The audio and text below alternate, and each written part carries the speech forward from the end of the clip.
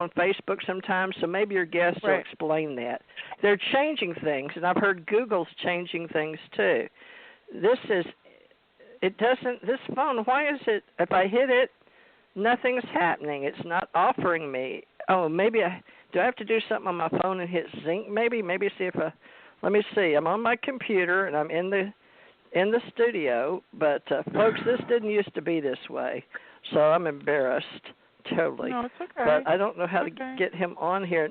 We didn't give you. I'm gonna have to get Suzanne to help collect databases for people because Facebook is it? Are either one of y'all near? It says Jan Aldrich phone mobile. Well, where is it? It was here before. Why isn't it here now? Did somebody wipe me out? Somebody steal my phone numbers? Oh, gosh, I hope not. I don't know what's happened on the computers because it shows me the email, but what's changed since you know he was on yesterday. Yeah. Now it has his email, but it doesn't have his phone number. And I don't understand where I'm looking at my phones. So this Facebook person coming on tonight, it has something to do with Facebook every time I sign in. And I have TJ Morris Agency, Reporter, and TJ Thurman Morris, but manage your Google account. And it must have something to do with my syncing with all these different things.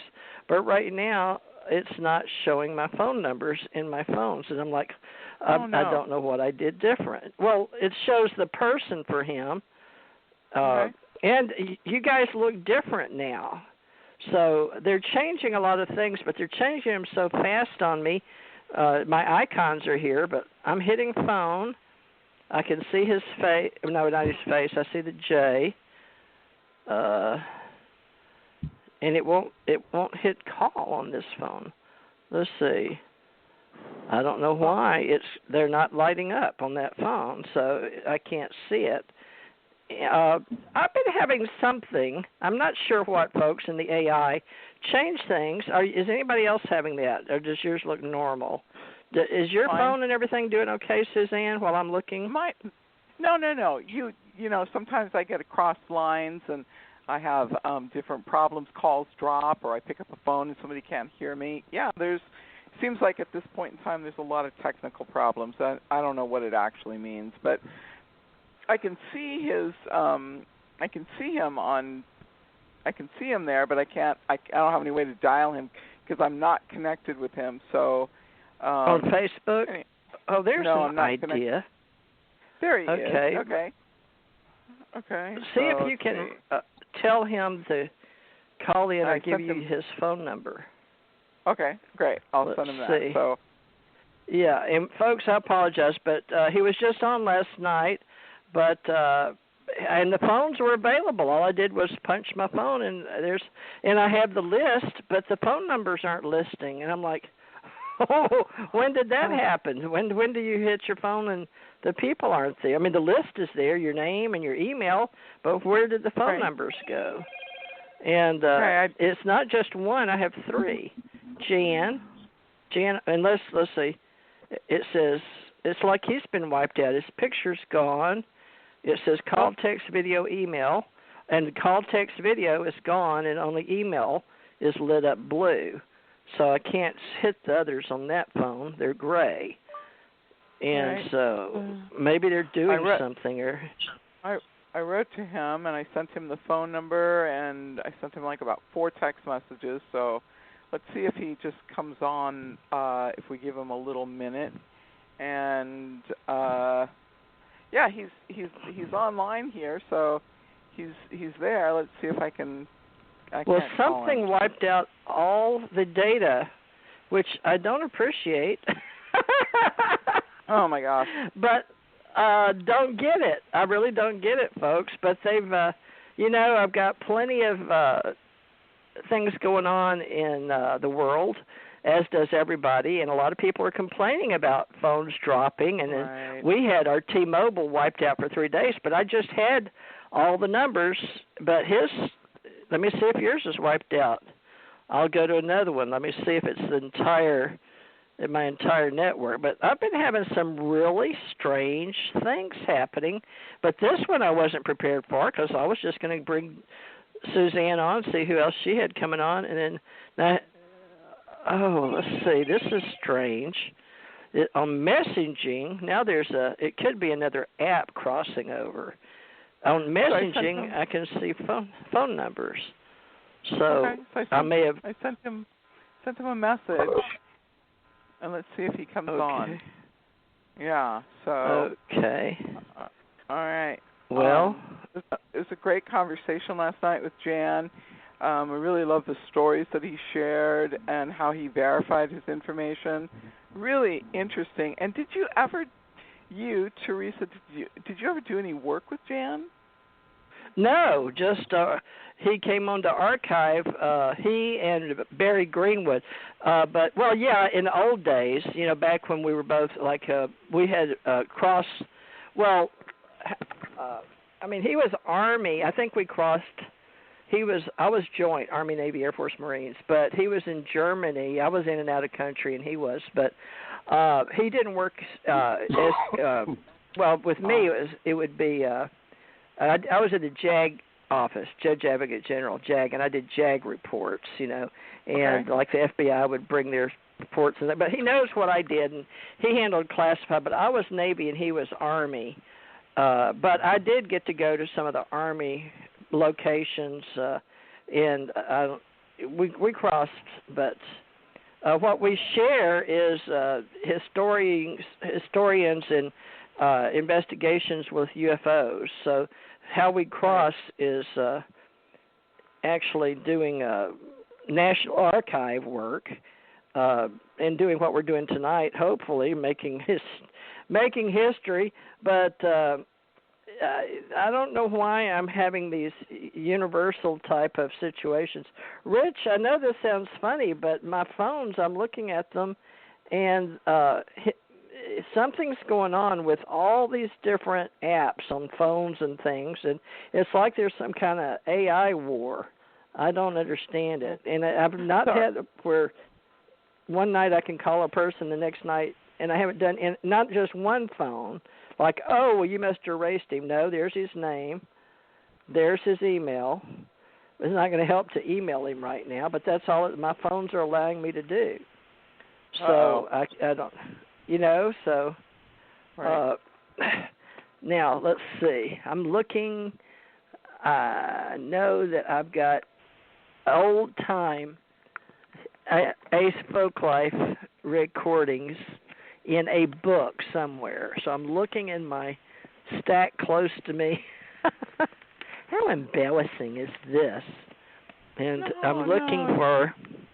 Well, that's why I've got people like New Blood in to help me, too, because a lot of this stuff shouldn't be happening, and especially radio. But now, it's like we said we would do him the first hour, and I know he's waiting. He's a sweetheart. But who's going to believe that between one day and the next? I mean, who would believe this? But this is culture, and this is what's happening to me personally. But hold on just a minute. But Suzanne, why don't you talk for a minute while I get up and try to locate the old-time rosters. Okay. Like you have people's in an old time. But I'm going to mute for a minute, okay? While you and Rich can talk. Okay, great. Thanks. Rich, are you there? Yes. Okay. Yes, I'm here. So talk about what you're painting today, because you're painting. You get up and paint every single day of your life, and so now tell me what you're painting on, because you always paint the scene in front of you. But what are you painting today? Well, today it's the scene of Dana Point, California. We have a beautiful harbor here, and the weather's always perfect, it seems like. But the road's called Golden Lantern, and it takes you down into the harbor. So I'm doing a piece with oil, painting with oil on wood board, and it's coming along pretty good. But yeah, you just get in the habit of painting. If I go a few days without painting, I just really miss it, and I really just have to do it. So, anything to work on's fine. So this is going to be the latest one, and it's coming along pretty good, I think. Okay, so talk about what Dana Point is famous for. We've got Dana Point, California, and the book that was written about it was 2 years before the Mast, written by the author Richard Dana. Right. It was the whole story about when the missions came here and they started herding cattle and raising cattle and for the leather. So here they have these big cliffs, and they brought the cowhides to the cliffs, and the story is they threw them over the side of the cliff to go to the boats that sailed from Boston all the way around the Horn and all the way up to California. I guess, what was it, a 3-month trip? No. It takes 3 years. It takes 3 you years. 9 months. It takes 3 years. So it takes almost a full year. They left at the time, and I don't think it's called the Horn when they sail around the tip of Argentina. They have to leave at a certain time because, the ice was there and they didn't have steel-bottomed boats, and then they would just sail down from Boston, go all the way around South America, and then come up the coast, and they would come to Southern California first because it was the mission of San Juan Capistrano, and then they would load up the hides, and it's 5 miles from the harbor, and then they'd go up to the next city, and they'd keep going up and down the coast until the boat was full of hides, and then they would set out and they would sail again. And they always told them it took a year, but it doesn't take a year. It takes almost a year to sail from Boston, and then it takes a year to collect enough hides to make the journey worth it, and then it takes another year to sail back. Yeah, Wow. what was I thinking? 3 months. Yeah, it's a long journey. They had a replica of one of the boats in the harbor called the Pilgrim, which sank, but it was a small ship, and you think, just think how many people were on that ship, and they had to load it up, and they got $1 a skin. That's why they call it a buckskin, a buck of skins. So wow. But yeah, what a journey! But yeah, this is a really historical area for Southern California. I know. We used to think it was an old time setting, but it really isn't. And so this part of California went through different stages. First it was American Indians, of course, and then after that it was the Catholic churches and the Spaniards, and so the Spaniards settled the area, and then they got rid of the ownership of land by the Catholic churches, and then it was under what was called Spanish American rule, and then it turned into something else. But yeah, so we've seen several stages, but it's just an incredible spot to be in because you're on the ocean and it's a perfect protected cove, and they could just come in and set anchor and load up and go on to the next spot. But it was all under the power of a sail, and I can never remember who his